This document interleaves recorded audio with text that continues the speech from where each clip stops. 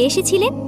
না না, এটা কোনো গল্প না, এটা ইসরা ও মিরাজ, ইসলামের ইতিহাসের সবচেয়ে বিস্ময়কর এবং সবচেয়ে সত্য ঘটনা। এক রাতে আল্লাহর কুদরতে নবী মোহাম্মদ সাল্লাল্লাহু আলাইহি ওয়াসাল্লামকে মসজিদুল হারাম থেকে মসজিদুল আকসা পর্যন্ত নিয়ে যাওয়া হয়। এই সফরের নাম ইসরা। বাহন ছিল বুরাক, যার গতি ছিল চোখের পলকের চেয়েও দ্রুত।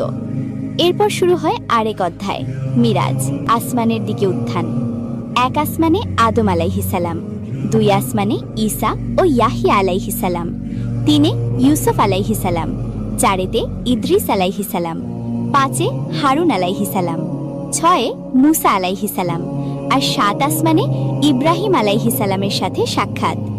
এরপর নবী সাল্লাল্লাহু আলাইহি ওয়াসাল্লাম পৌঁছান সিবরাতুল মুনতাহা, এমন এক সীমান্ত যেখানে ফেরেশতারাও আর যেতে পারে না।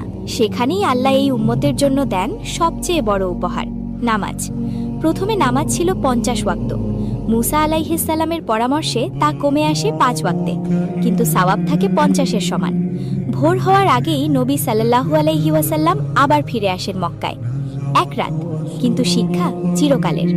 নামাজ শুধু ইবাদত না, এটা আল্লাহর সাথে সরাসরি সংযোগ।